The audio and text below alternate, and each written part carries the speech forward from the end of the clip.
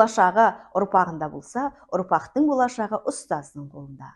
Білім көкжиегінде құстай қалықтаған, жер жаһанға білім нәрін себуші бірден бір адам ол ұстаз. Сондықтан да ұстаздың мақсаты толыққанды, жетілген жеке тұлғаны қалыптастыру болып табылады. Армысыздар!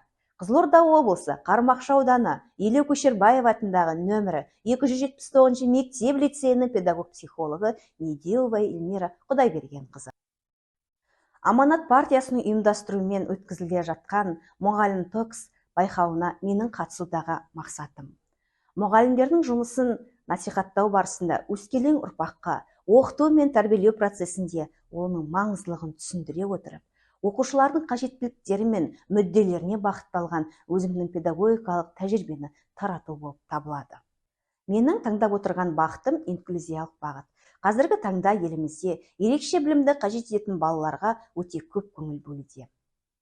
Өзімнің іс тәжірибемде мектептегі ерекше білімді қажет ететін, оның ішінде әртүрлі диагноздағы денсаулығына байланысты үйден оқитын және де арнайы сыныптағы оқитын оқушылармен жұмыс жасау барысында олардың әлеуметтік өмірге бейімделуіне, мектеп өміріне араласуына қолдау көрсетіп келемін.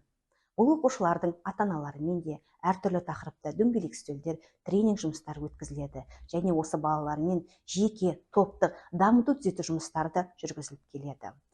Осы ерекше білімді қажет ететін оқушылармен жұмыс жасау барысында оларды зерттеу мақсатында мен өзімнің психомоторикалық және сенсорлық үдерістерін дамыту тақырыбында авторлық бағдарламамды құрастырып шықтым. 3 жыл көлемінде осы бағдарламамен жұмыс жасап келемін. Бұл бағдарламада оқушылардың танымдық қызметтері, оның ішінде ойлау, есте сақтау, қиял, қабылдау процестерінің және де қол саусақ моторикаларын дамытуы және де қоршаған дүниені танып білуге байланысты көптеген тапсырмалар, ойындар, сабақтар қамтылған. Бұл бағдарламамен жұмыс жасау арқылы мен оқушылардағы оң нәтижені көріп келемін. Яғни олардың өмірге деген құлшыныстары, белсендістері артып, танымдық қабілеттері, қызығушылары артып келетінін байқадым. Осы байқауда күтілетін нәтиже жалпы мұғалімнің кәсібіне деген сенімі мен құрметінің артуы, және де халық арасында мұғалімнің өзінің табысты педагогикалық тәжірибесін таратуы болып табылады, және де мұғалім жұмысының жауапкершілігі, оның маңыздылығы туралы халыққа ақпарат беру, олардың білімділігін арттыру болып табылады.